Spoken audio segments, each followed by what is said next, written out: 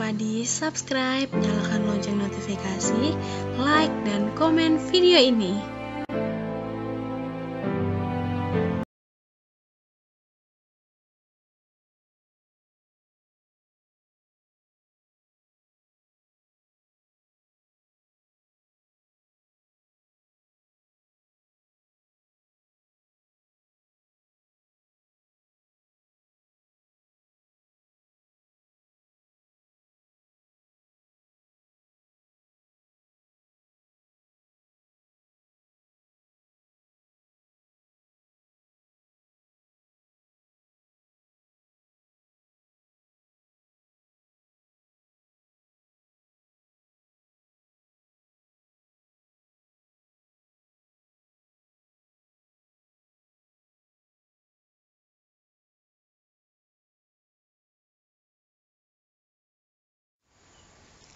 Identifikasi potensi wilayah atau biasa disingkat IPW merupakan suatu penggalian data potensi wilayah yang terdiri dari data sumber daya alam, sumber daya manusia, sumber daya buatan dalam mengelola usaha tani gitu.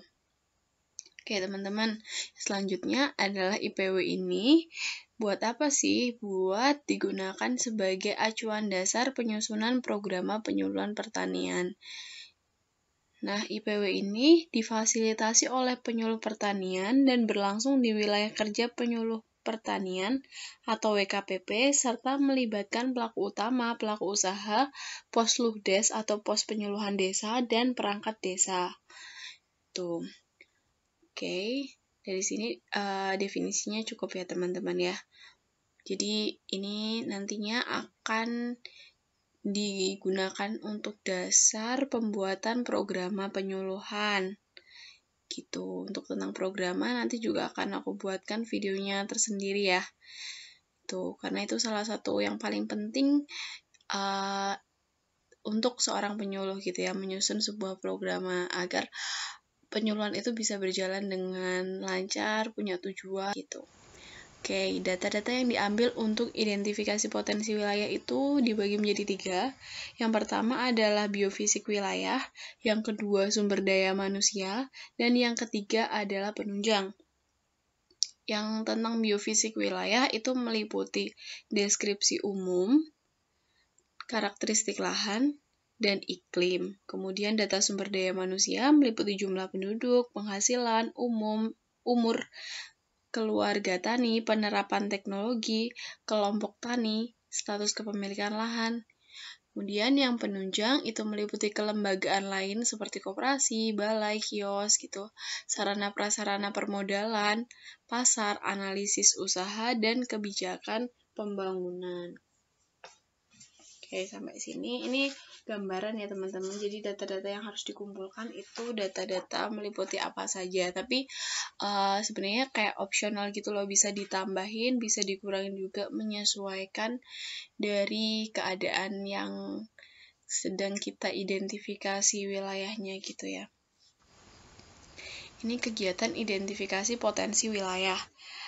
Yang pertama adalah pengkajian desa dengan metode PRA atau Participatory Rural Appraisal untuk menganalisa kondisi nyata dengan potensi yang dimiliki wilayah untuk memecahkan permasalahan yang ada di desa, mengambil keputusan, dan merencanakan kegiatan. Kemudian, pengumpulan data potensi dan permasalahan dilakukan dengan cara pengumpulan data primer dan data sekunder. Nah, data primer ini yang langsung gitu, biasanya melalui metode wawancara.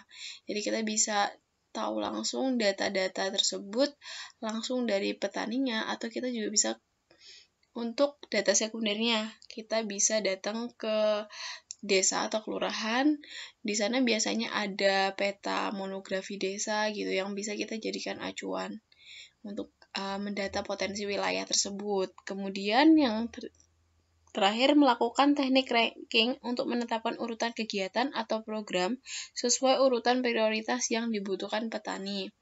Nah, kalau kita udah punya datanya, kita udah tahu potensinya, kita udah tahu sumber daya alam atau sumber daya buatan, sumber daya manusia apa yang ada di situ, dan permasalahan-permasalahannya.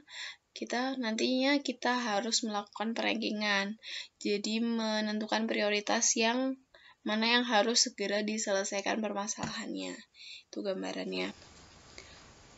Oke, ini tentang PRA yang tadi disebutkan di slide sebelumnya. Kalau melakukan pengkajian data itu menggunakan metode PRA. Nah, PRA ini singkatan dari Participatory Rural Appraisal atau pendekatan partisipatif kondisi pedesaan. Adalah pendekatan dan metode yang memungkinkan keterlibatan masyarakat secara aktif untuk bersama-sama menganalisis masalah kehidupan dan sadar akan kebutuhannya, sehingga dapat merumuskan perencanaan dan kebijakan secara nyata, atau petani dapat melakukan pengkajian dan pengambilan keputusan sendiri.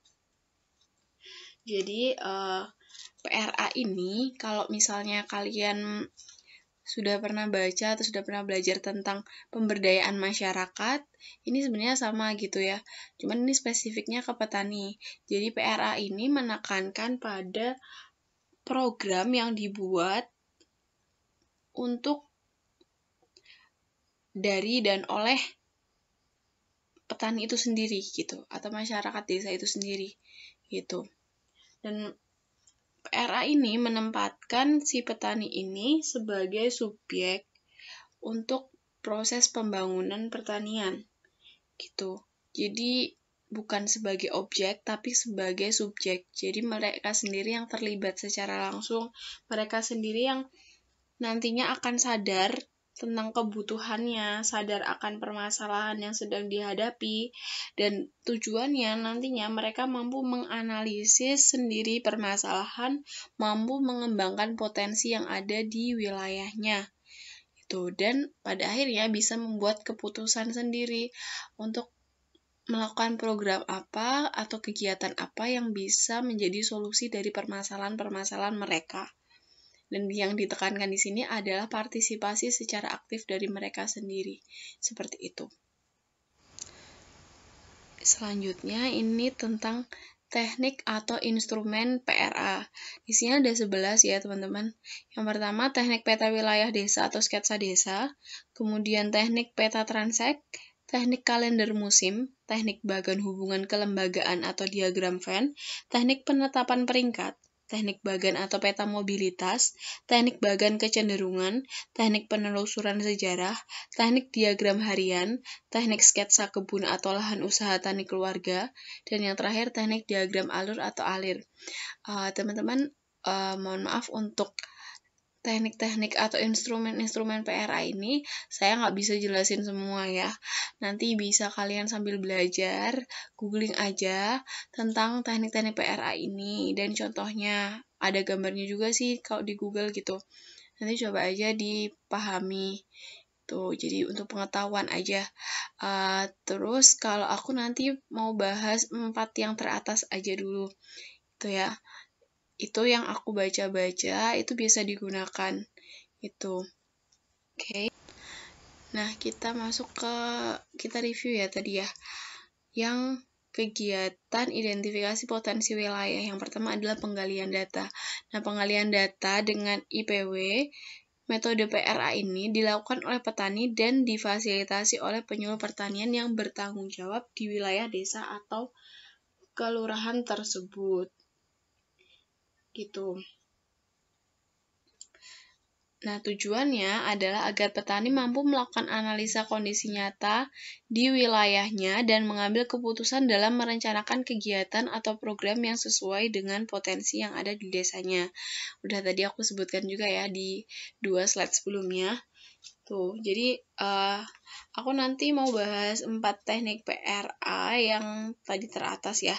Peta transek, sketsa desa, kalender musim, dan diagram Venn. Gitu. Jadi teknik PRA ini memuat informasi sebagai gambaran dari keadaan wilayah di suatu wilayah kerja penyuluh pertanian itu dengan berupa tabel atau gambar gitu. Nah, ini untuk melakukan kajian keadaan. Oke, kita bahas satu-satu ya teman-teman. Yang pertama ada sketsa desa. Sketsa desa adalah pengkajian metode PRA yang memberikan gambaran tentang keadaan kondisi nyata desa terkait dengan sumber daya manusia, sumber daya alam, sumber daya buatan, dan kelembagaan yang ada di desa dalam mendukung usaha tani yang dikelola oleh petani. Data-data yang diambil itu ada keadaan kondisi nyata saat pengambilan desa, permasalahan yang sedang dihadapi, faktor penyebab masalah menurut petani, potensi atau faktor pendukung keberhasilan usaha tani, dan harapan petani untuk keberhasilan pengelolaan usahanya. Tuh, nanti bisa di googling untuk contoh sketsa desa itu seperti apa gambarnya, ya. Nah, peta transek untuk mengetahui gambaran potensi suatu wilayah lengkap dengan informasi kondisi ekosistem yang ada dalam bentuk gambar irisan melintang atau permukaan bumi dari suatu wilayah. Data yang bisa digali itu data topografi dan kemiringan lahan, keanekaragaman vegetasi, penerapan teknologi, peranan teknologi, sumber air dan aliran sungai, serta pelaku usaha tani. Nanti juga bisa di Google ya teman-teman. Ini gambaran untuk kalian biar tahu apa aja yang aku perlu pelajari gitu. Yang ketiga, tentang kalender musim adalah alat pengkajian metode PRA yang memberikan gambaran tentang kondisi kritis yang akan dihadapi petani dalam waktu tertentu yang akan selalu berulang. Dan ini perlu digarisbawahi ya teman-teman. Suatu kondisi dalam siklus atau musim-musim tertentu yang itu tuh berulang gitu. Dan ini untuk memberikan peringatan kepada petani agar waspada untuk menghadapi krisis atau masa kritis itu biar bisa diantisipasi gitu. Nah, data yang digali itu kebutuhan kehidupan petani seperti pangan, pendidikan, kegiatan pengelolaan usaha tani, terus masa kritis yang dihadapi petani, kayak paceklik, banjir, musim angin, hujan, dan kemarau. Itu. Selanjutnya tentang bagan kelembagaan atau diagram Venn adalah alat pengkajian metode PRA yang memberikan gambaran keadaan desa terkait dengan peranan dan manfaat lembaga formal maupun non-formal yang berkaitan dengan usaha tani. Itu. Nah, di sini lembaga formal itu apa? Lembaga yang mempunyai dasar hukum, punya SK, punya ADART, dan punya tujuan yang telah ditetapkan. Lembaga formal itu contohnya kantor desa, PKK, RT, RW, puskesmas, posyandu, kelompok tani, karang taruna gitu. Kemudian lembaga yang non formal itu adalah yang lembaga itu ada di masyarakat tetapi belum memiliki dasar hukum gitu. Nah, yang tergolong lembaga non formal adalah kelompok pengajian, kelompok arisan, paguyuban, kelompok simpan pinjam, dan organisasi-organisasi lainnya yang ada di desa yang tadi belum memiliki dasar hukum tapi ada gitu. Nanti bagan kelembagaan atau diagram Venn itu bisa di googling, itu bentuknya ada bulatan-bulatan gitu. Itu menggambarkan hubungan kedekatan atau hubungan keterkaitan antar lembaga. Itu nanti bisa dipelajari lebih lanjut ya teman-teman ya. Oke, selanjutnya. Oke, ini tentang rencana usaha tani. Oh ya teman-teman, jadi seperti halnya identifikasi potensi wilayah, rencana usaha tani ini juga merupakan salah satu kegiatan persiapan penyuluhan. Nanti bisa dicek lagi ya di Permenpan nomor 2 tahun 2018. Itu tentang kegiatan persiapan penyuluhan itu salah satunya adalah memandu penyusunan rencana usaha petani, meliputi RUK, RKK, RKD, RKPD, atau PPP. Ada 4 ya. Nah, ini kita bahas satu-satu ya. Jadi, ada rencana usaha kelompok atau RUK. Adalah pernyataan tertulis yang disusun secara sistematis mengenai kegiatan bersama di bidang ekonomi, berdasarkan musyawarah anggota kelompok yang dilandasi keinginan dan kemauan bersama dan bisa dipertanggungjawabkan bersama. Itu ya. Kemudian, rencana kegiatan kelompok atau RKK adalah jadwal kegiatan kelompok tani dalam mengelola usaha taninya dan memerlukan penggunaan dan pembiayaan bersama. Jadi kalau yang dua ini, kalau RUK itu gambaran umum, tujuan bersama gitu ya, kerjasama, kesepakatan bersama gitu di dalam kelompok tani.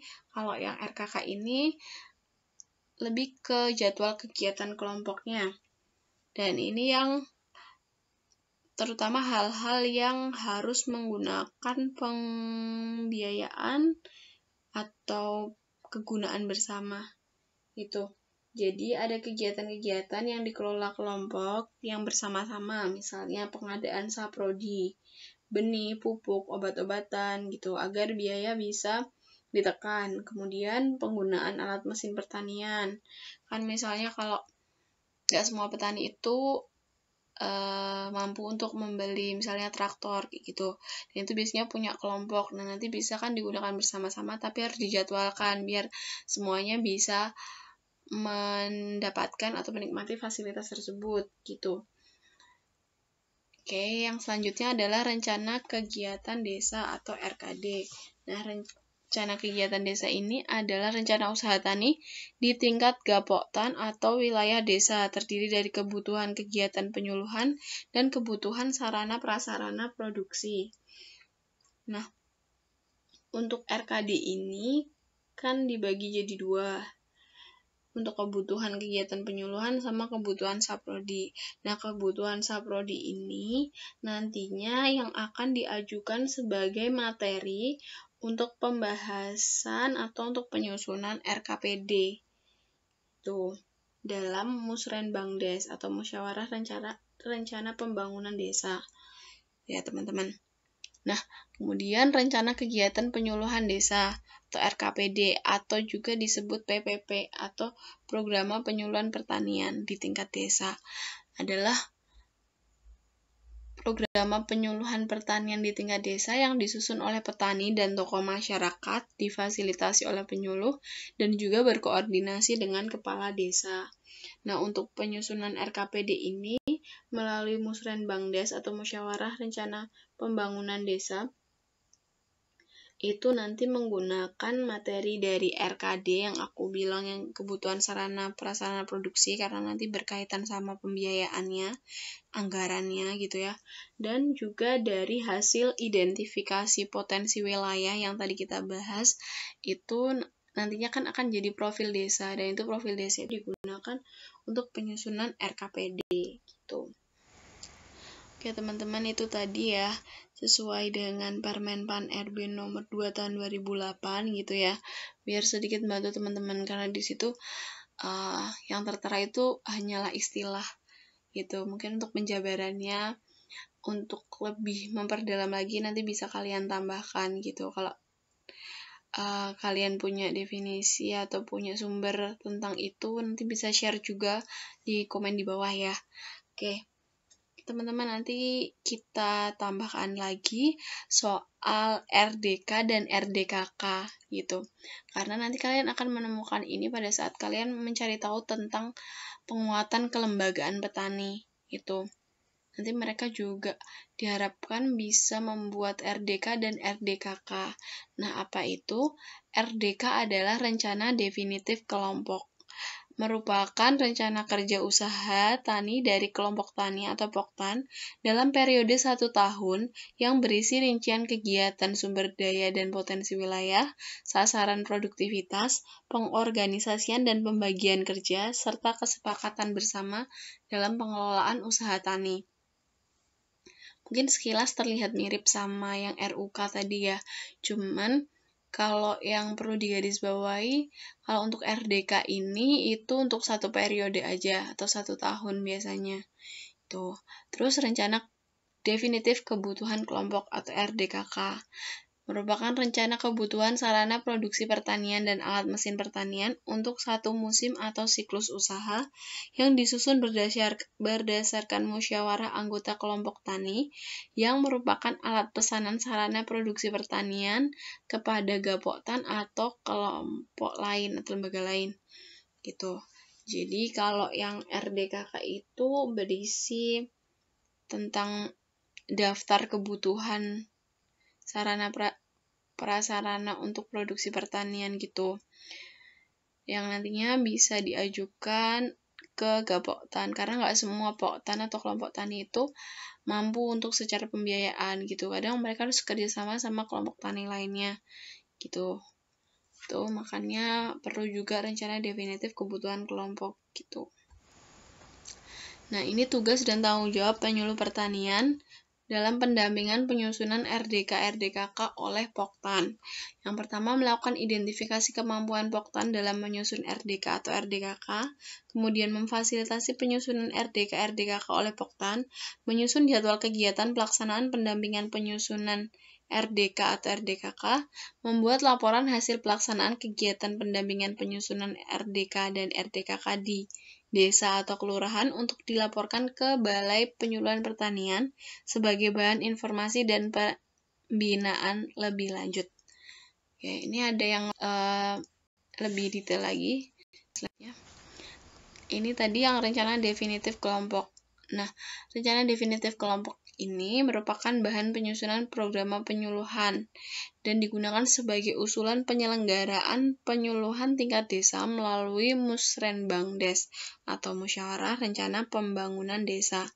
Di sini peran penyuluh dalam penyusunan RDK adalah melakukan pendampingan pada pertemuan pengurus Poktan untuk melakukan evaluasi dan persiapan penyusunan RDK, mengisi format RDK yang telah tersedia, dan menyaksikan ketua Poktan untuk menandatangani RDK yang telah dibuat. Kemudian mengidentifikasi potensi dan masalah dalam pengembangan usaha tani, menetapkan jenis komoditas, sasaran produksi, kebutuhan sarana produksi dan teknologi, dan membantu untuk pengorganisasian dan penyusunan pembagian kerja. Selanjutnya, rencana definitif kebutuhan kelompok atau RDKK merupakan kebutuhan sarana produksi pertanian yang diajukan untuk penyusunan rencana kegiatan penyuluhan desa dalam Musrenbangdes atau Musyawarah Perencanaan Pembangunan Desa. Nah, peran penyuluh dalam penyusunan RDKK adalah melakukan pendampingan dan pertemuan pengurus Poktan untuk melakukan evaluasi RDKK yang sebelumnya, melakukan perhitungan dan penetapan sarana produksi dan alat mesin pertanian serta pembiayaannya, dan mendampingi Poktan dalam pengisian format RDKK yang telah tersedia dan menyaksikan ketua Poktan untuk menandatangani RDKK yang disusun. Oke, ternyata sudah selesai ya teman-teman ya untuk belajar kita pada video ini tentang identifikasi potensi wilayah dan rencana usaha tani. Nanti semoga bisa jadi kerangka atau mindmap teman-teman untuk belajar lagi, lebih lagi gitu, untuk menambahkan materi-materi yang udah aku coba share ke kalian gitu ya. Aku tahu mungkin materi ini masih banyak kekurangannya, semoga teman-teman bisa lebih giat lagi untuk mencari bahan belajar yang lainnya, untuk lebih menyempurnakan apa yang sudah aku sharekan hari ini. Semoga bermanfaat ya teman-teman, dan semoga bisa jadi gambaran untuk teman-teman nantinya juga bisa melakukan ini gitu ya kalau udah jadi PNS penyuluh pertanian. Amin. Gitu ya.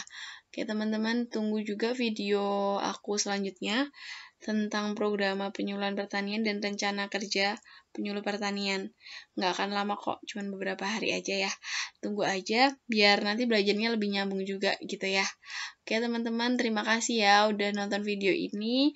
Jangan lupa subscribe, like, komen, dan share video ini ke teman-teman kalian yang membutuhkan untuk belajar gitu ya.